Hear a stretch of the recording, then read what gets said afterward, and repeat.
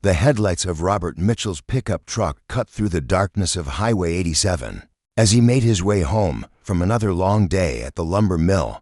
At 55, Robert had grown accustomed to the solitude of these late-night drives through the Montana countryside. The empty passenger seat beside him was a constant reminder of the loneliness that had become his companion since his wife Marie passed away 3 years ago. It was nearly midnight on a cold October evening when Robert first saw them. At first, he thought his tired eyes were playing tricks on him. There appeared to be bundles of clothing scattered along the side of the road, just beyond the glow of his headlights. But as he drew closer, his heart lurched with the realization that these weren't abandoned belongings. They were children. 7 small figures huddled together on the gravel shoulder of the highway, covered by what looked like old blankets and jackets. Robert immediately pulled over, his truck's hazard lights blinking as he grabbed the flashlight from his glove compartment and stepped out into the cold night air. "Hey there," he called softly, not wanting to frighten them. "Are you kids okay?" The oldest child, a girl who appeared to be around 12, slowly sat up and shielded her eyes from the flashlight beam. She had dark hair pulled back in a messy ponytail and wore a jacket that was too big for her small frame. "We're fine, mister," she said, though her voice trembled with cold. We're just resting." Robert knelt down to their level, his heart breaking as he took in the sight before him. 7 children, ranging in age from what looked like toddlers to teenagers, were clustered together for warmth. Their clothes were worn and dirty, and several of the younger ones were shivering despite being wrapped in thin blankets. "What are your names?" Robert asked gently. "Where are your parents?" The girl looked at the other children, then back at Robert with eyes that seemed far too old for her young face. "I'm Maya," she said quietly. "These are my brothers and sisters. We don't have anywhere else to go." Robert's mind raced. He had no idea what circumstances had led these children to be sleeping on a highway in the middle of nowhere, but he knew one thing for certain: he couldn't leave them there. "Maya, I'm Robert. I live just a few miles down the road. It's warm there, and I have food. Would you and your brothers and sisters like to come with me?" Maya's eyes darted nervously between Robert and the children beside her. "We're not supposed to talk to strangers. That's very smart," Robert said approvingly. "But Maya, it's going to get even colder tonight, and this isn't a safe place for children to sleep. I promise I just want to help you get warm and fed." One of the younger children, a boy who couldn't have been more than 5, began to cry softly. "I'm cold, Maya," he whispered. Maya's resolve crumbled as she looked at her siblings. "Okay," she said finally, "but if you try to hurt us, I won't," Robert said firmly. "I give you my word." It took some time to gently coax all 7 children into Robert's truck.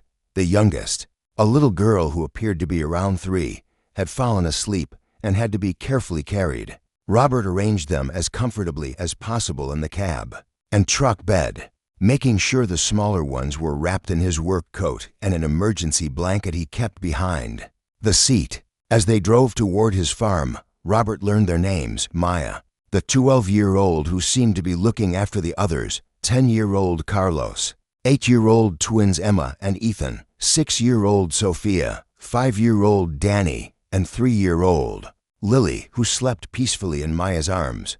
"How long have you been on the road?" Robert asked as they turned into his driveway. 3 days, Maya replied quietly. "Maybe 4. I lost track." Robert's farmhouse was a modest 2-story home that he and Marie had shared for 22 years. It felt overwhelmingly large for just him, but tonight, as he helped 7 exhausted children out of his truck, it suddenly felt like it might be just the right size. "Let's get you all inside and warmed up," Robert said, unlocking the front door. The children followed him into the living room, staying close together like a flock of birds. Robert quickly built up the fire in the stone fireplace, while Maya helped the younger ones sit on the couch. "Are you hungry?" Robert asked, though he could already see the answer in their hollow cheeks and the way their eyes lit up at the mention of food. Within 30 minutes, Robert had heated up leftover soup and made grilled cheese sandwiches for all 7 children. He watched in amazement as they ate with the desperate hunger of those who hadn't had a proper meal in days. "This is really good," little Danny said, his mouth full of sandwich. "Thank you, Mr. Robert," Sophia added shyly as the children ate. Robert couldn't help but notice how well they took care of each other. Maya made sure the younger ones ate first, and Carlos helped cut up Lily's sandwich into manageable pieces. Despite whatever circumstances had brought them to this point, it was clear that love and loyalty bound these siblings together. "Maya," Robert said gently, "I need to ask you something important. Are your parents looking for you?" Maya's face clouded over. "Our mom, she's sick, really sick. She's in the hospital, and they said she might not." Maya's voice broke, and she quickly wiped her eyes. "What about other family? Grandparents, aunts, uncles?" "There's no one," Carlos said quietly. "It's just us." Robert felt his heart clench. He had no children of his own. He and Marie had tried for years without success, but he understood. Family loyalty. Looking at these 7 children who were clearly devoted to each other, he made a decision that would change all their lives. "Well," he said, standing up and gathering empty bowls, "tonight you're safe and warm. Tomorrow we'll figure out what comes next. Are you going to call the police?" Maya asked fearfully. Robert paused, considering his answer.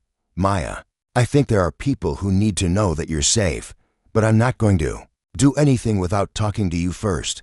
Deal?" Maya nodded, though her expression remained wary. As Robert helped the children get settled for the night, the older ones on the couches and the younger ones on mattresses he pulled from the guest rooms, he found himself thinking about Marie. She would have known exactly what to do in this situation. She had always been the one with the nurturing instinct, the one who could make anyone feel at home. But as he tucked little Lily into a pile of blankets by the fireplace and watched Maya make sure all her siblings were comfortable before allowing herself to rest, Robert realized that maybe, just maybe, he had more of Marie's caring spirit in him than he'd given himself credit for. Before turning off the lights, Robert looked around his living room, now filled with the quiet breathing of 7 sleeping children. For the first time in 3 years, his house felt like a home again. Tomorrow would bring difficult decisions and complicated conversations, but tonight, 7 children who had been sleeping on a cold highway were safe, fed, and warm. And for Robert Mitchell, that felt like the most important thing in the world. Robert woke before dawn, as was his habit, but instead of the usual silence that greeted him each morning, he heard the soft sounds of children stirring in his living room. For a moment, he thought he might be dreaming. Then he remembered 7 children found on Highway 87, now sleeping under his roof. He quietly made his way to the kitchen and started a large pot of coffee, then began preparing what was probably the biggest breakfast he'd made since Marie's funeral. Pancakes, scrambled eggs, bacon, and toast, enough to feed a small army. Maya was the first to appear in the kitchen doorway. Her hair tousled from sleep, but her eyes alert and cautious. "Good morning," Robert said softly. "How did everyone sleep?" "Okay," Maya replied, though she stayed near the doorway as if ready to flee if necessary. "The little ones are still asleep. That's good. They need their rest." Robert flipped a pancake and glanced at her. "Maya, can I ask you something?" She nodded warily. "Yesterday you said your mother is in the hospital. What happened to bring you all to sleeping on the highway?" Maya's shoulders sagged, and suddenly she looked every bit the exhausted 12-year-old she was. "Mom got really sick about 2 weeks ago. Pneumonia, the doctors said.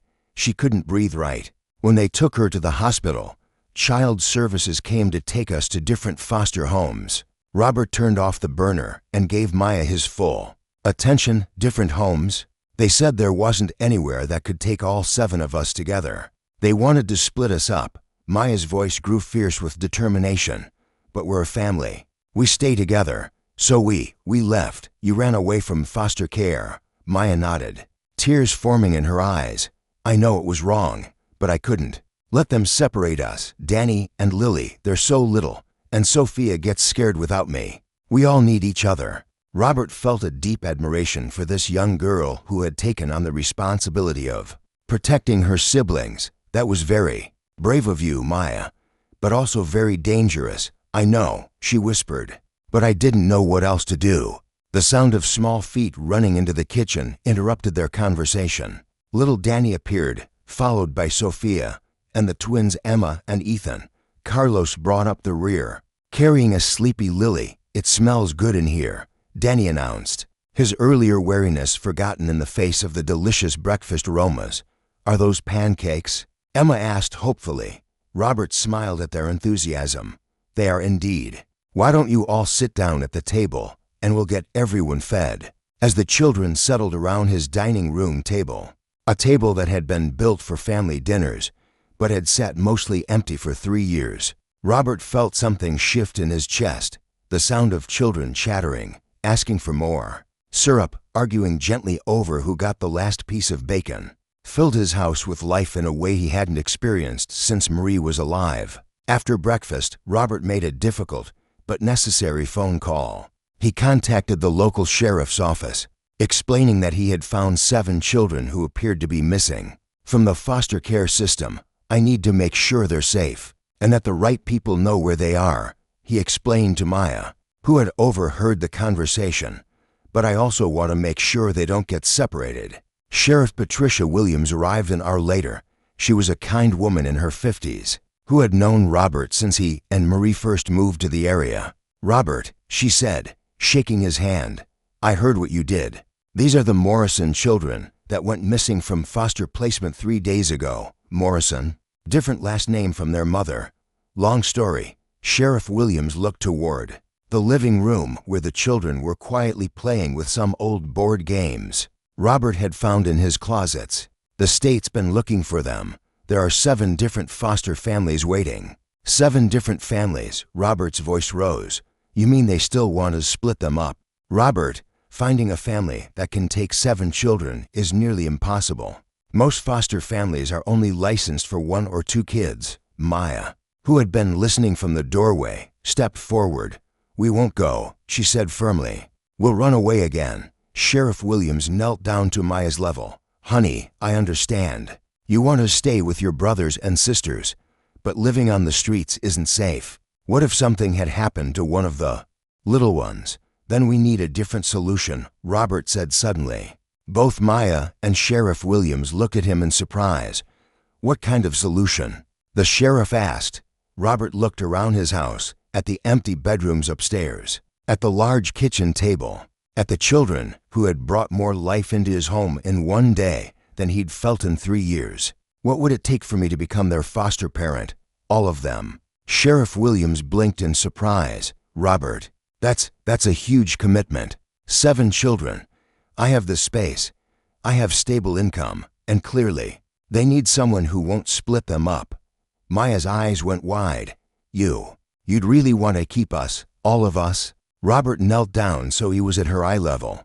"Maya, you've done an incredible job taking care of your brothers and sisters, but you shouldn't have to carry that burden alone. You should get to be a kid too." Tears streamed down Maya's face.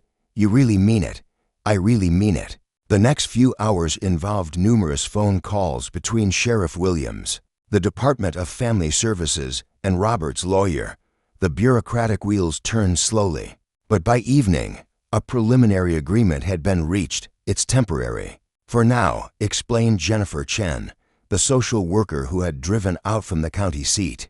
"Mr. Mitchell will need to complete foster parent training and pass all the required inspections. But given the children's strong desire to stay together, and Mr. Mitchell's willingness to take them all, we're prepared to place them here temporarily." That night, as Robert helped convert his spare bedrooms into sleeping spaces for 7 children, he found himself thinking about Marie again. She had always wanted children, and though they had never been blessed with biological children, she would have loved these 7 siblings, who had come into their lives in such an unexpected way. "Mr. Robert," little Sophia appeared in the doorway of what was becoming the girls' room. "Are you really going to let us stay?" Robert sat down on the edge of the bed where Sophia had been arranging her few possessions. "If you want to stay, Sophia, then yes, but I want you to know that means we're going to be a family. That means rules and chores and school and homework." Sophia's face lit up. "Like a real family? Like a real family. Can I call you Dad?" The question hit Robert like a lightning bolt. For a moment, he couldn't speak around the lump in his throat. "If you want to," he managed finally. Sophia threw her small arms around his neck. I want to. Later, as Robert sat in his living room with a cup of coffee, watching the 7 children play together with a contentment he'd never seen in them before, he realized that sometimes the most unexpected blessings come disguised as the biggest challenges. He had set out that morning as a lonely widower going through the motions of daily life. He was ending the day as the foster father of 7 children who needed him. As much as he was beginning to realize he needed them, Marie had always said that family wasn't about blood. It was about love and commitment and showing up for each other every day. Looking at Maya helping Danny with a puzzle, Carlos reading to Lily, and the twins Emma and Ethan building a fort out of couch cushions, Robert understood that he was witnessing the formation of exactly that kind of family. And for the first time since Marie's death, he felt truly hopeful about the future. 6 weeks after finding 7 children sleeping on Highway 87, Robert Mitchell's life had been transformed in ways he never could have imagined.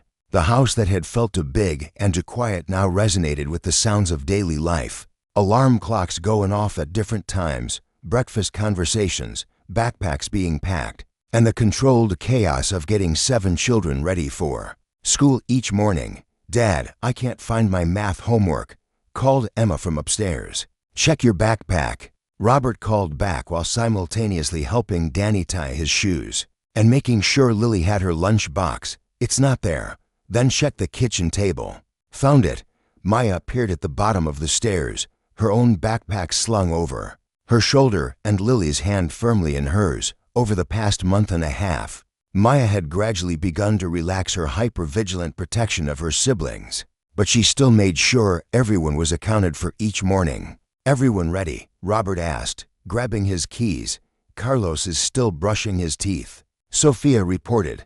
Carlos, 2 minutes. Robert called up the stairs. The morning school run had become one of Robert's favorite parts of the day. The elementary school was first, where he dropped off Sophia, Danny, Emma, Ethan, and little Lily at the pre-K program. Then it was on to the middle school for Maya and Carlos. Dad, Maya said as they pulled up to the middle school, Mrs. Henderson wants to meet with you about my grades. Robert's heart sank slightly. Are you in trouble? No, Maya said quickly. She says I'm doing really well. She wants to talk about putting me in advanced classes. Relief flooded through Robert. Maya had been so focused on caring for her siblings that she had fallen behind in school.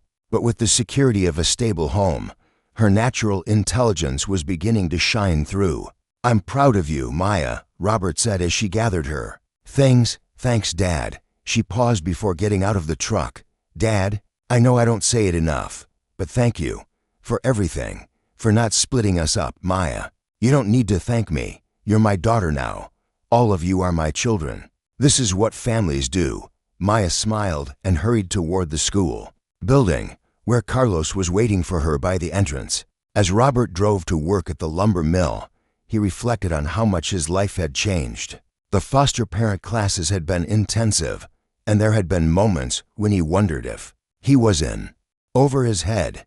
7 children meant 7 different personalities, 7 sets of needs, 7 individual relationships to build and maintain.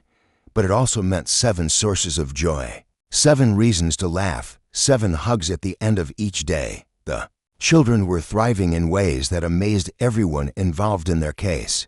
Danny, who had been quiet and withdrawn when Robert first found them, was now the class clown who came home with stories about making his teacher laugh. Sophia had joined the school choir and filled the house with her sweet singing voice. The twins Emma and Ethan had discovered they were natural athletes and had joined the youth soccer league. Even little Lily, despite being only 3 years old, had blossomed. She followed Robert around the house like a shadow, chattering constantly in the way only toddlers can, her vocabulary expanding daily. Carlos had found his passion in art, spending hours at the kitchen table drawing elaborate pictures of their family. His latest masterpiece hung on the refrigerator, a drawing of all 9 of them, including a small picture of Marie, whom the children had learned about and insisted should be included, standing in front of their house. And Maya was becoming the teenager she deserved to be. She had joined the school debate team and was talking about wanting to become a lawyer someday. "So I can help other kids like us," she had explained to Robert one evening. The biggest challenge had been navigating the legal system. Their mother, Sandra Morrison, was slowly recovering from her illness but would require long-term care. She had been devastated to learn that her children had run away from foster care. But when she met Robert and saw how happy and stable they were, she had made the difficult decision to sign papers allowing him to adopt them permanently. "I can't give them what you can," she had told Robert during a tear-filled meeting at the hospital.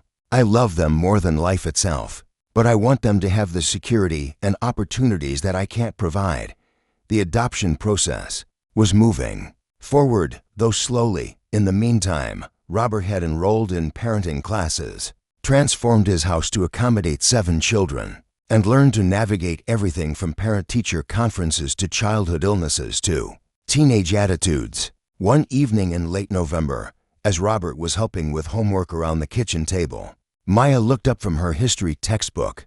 "Dad, I've been thinking about something." "What's that?" "Do you ever regret it? Taking us in? Your life was probably a lot easier before." Robert set down the math worksheet he had been reviewing with Danny and looked around the table. Emma and Ethan were working on a science project together, building a volcano that was supposed to erupt tomorrow. Sophia was practicing her spelling words out loud. Carlos was sketching in the margins of his social studies homework. Lily was coloring in a coloring book, her tongue sticking out in concentration. "Maya," Robert said seriously, "before you kids came into my life, I was just existing, going through the motions. I had forgotten what it felt like to have purpose, to have people to care for and worry about and be proud of."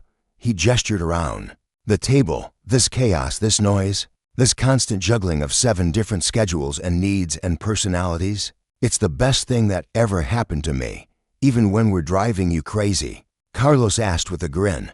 "Especially when you're driving me crazy," Robert laughed. "That's what families do.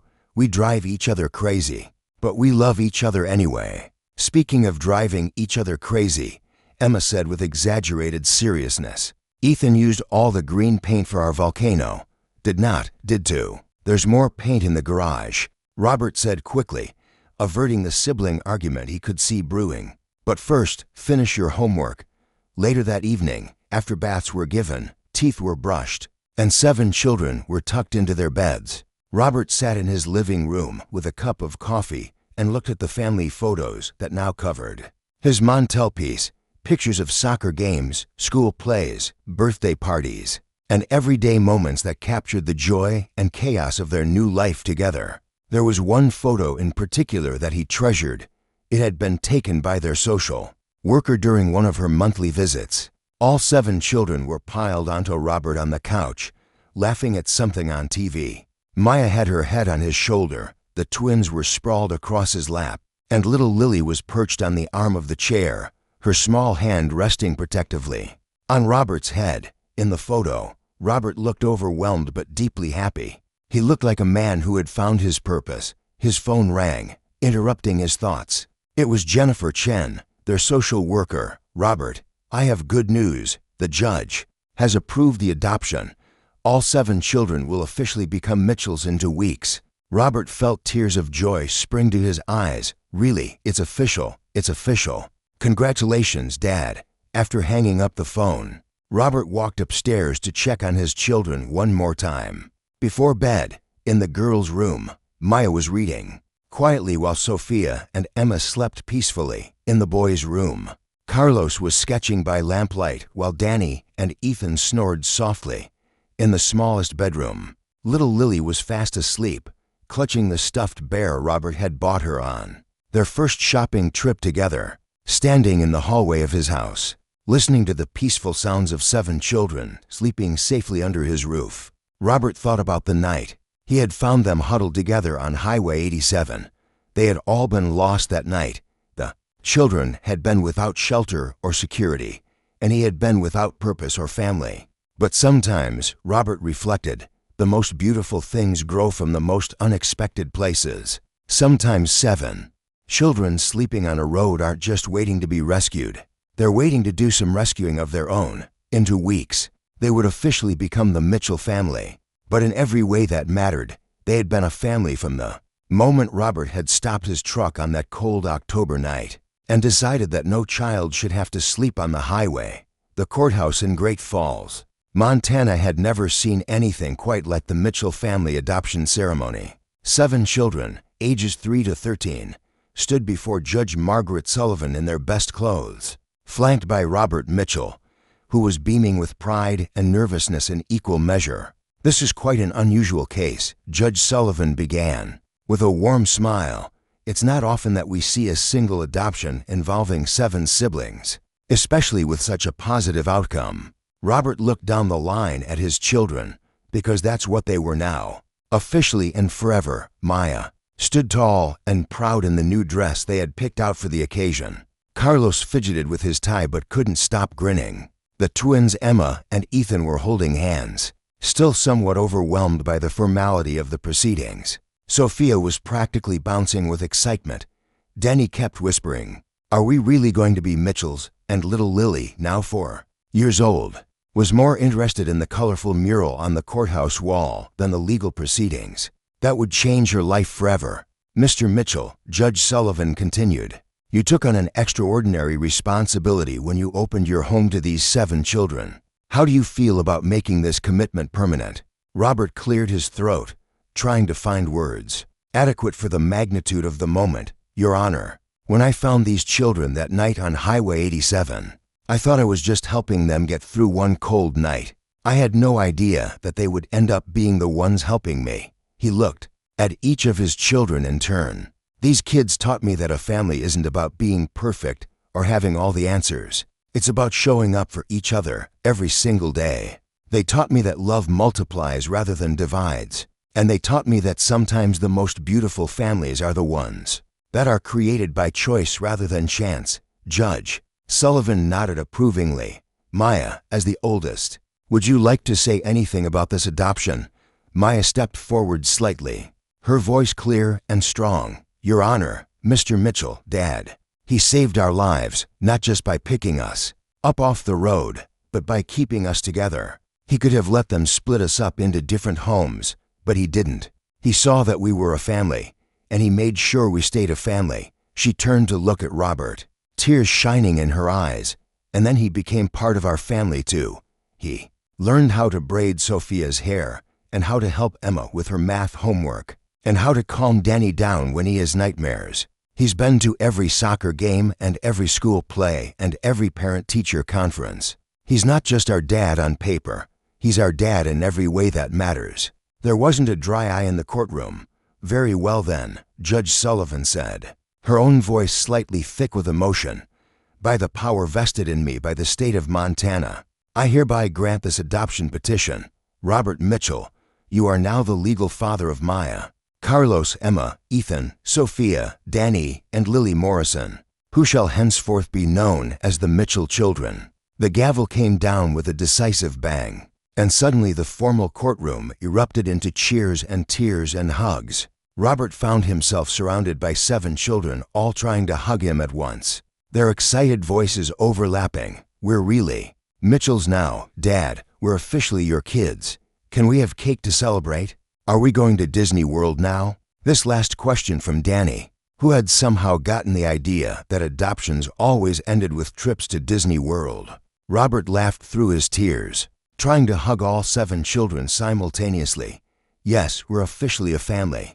Yes, we can have cake, and maybe, just maybe, we can start planning a family vacation." The celebration continued at home, where their social worker Jennifer Chen joined them for a party that included not only cake, but also a surprise visit from Sheriff Williams, who had become a friend to the family over the past year.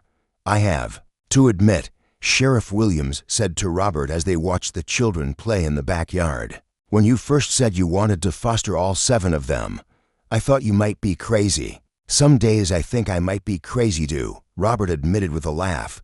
"But look at them." Sheriff Williams continued. "Look how happy they are. Look how they've thrived. Maya's talking about college scholarships. Carlos won that art contest. The twins made the honor roll.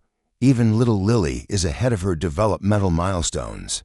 It was true. In the year since Robert had taken them in, all 7 children had flourished in ways that amazed everyone who knew their story. Their teachers reported that they were well-adjusted, happy children who clearly felt secure and loved. Their pediatrician marveled at how healthy they had become, and their social worker had held them up as an example of what was possible when the right family came together. The best part, Robert said, watching Maya push Lily on the swing set he had installed in the backyard, is seeing Maya get to be a kid again. She spent so many years being responsible for everyone else's welfare. Now she can just focus on being 13. As the afternoon wound down and the guests departed, the Mitchell family settled into their evening routine.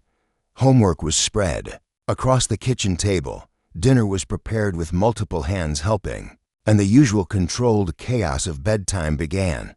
"Dad," Sophia said as Robert tucked her into bed, "now that we're officially adopted, we're going to stay together forever, right?" "Forever and always," Robert confirmed, kissing her forehead. "Even when we grow up and move away, even then, you'll always be Mitchells. You'll always be family." In the boys' room, Danny had a similar question. "Dad, will you still love us even when we're adults?" "Danny, do you know what unconditional love means?" Danny shook his head. "It means love without conditions.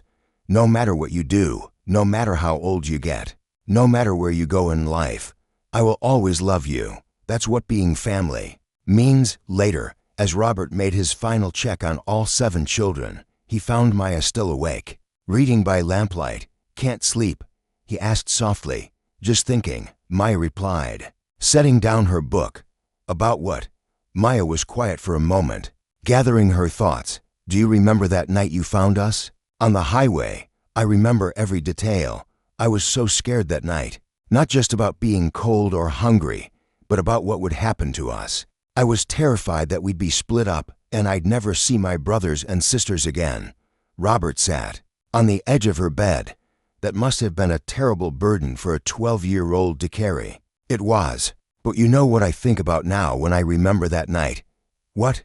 "I think about how sometimes the worst moments in your life can lead to the best things. If we hadn't ended up on that highway, if you hadn't driven past at exactly the right time, if you hadn't stopped, we never would have become a family.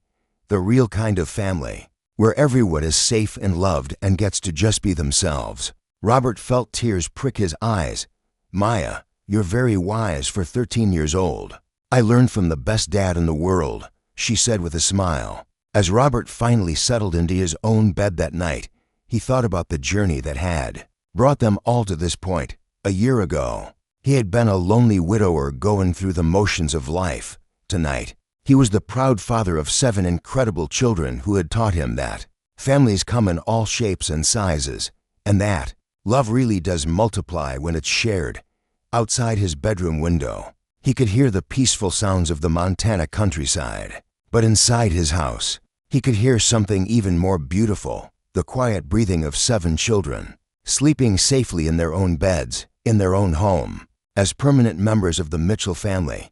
Sometimes miracles happen on dark highways, in the middle of nowhere. Sometimes 7 children sleeping on the side of the road aren't just waiting to be rescued. They're waiting to transform the life of a lonely man who doesn't yet know that he needs rescuing too. The Mitchell family's story had begun with loss and fear and uncertainty, but it had grown into something beautiful, a testament to the power of love, commitment, and the belief that every child deserves a family that will never give up on them. And in a farmhouse in Montana, 9 people who had found each other in the most unexpected way were living proof that sometimes the most perfect families are the ones that are built from scratch, one day at a time, with nothing more than love and the determination to never let go.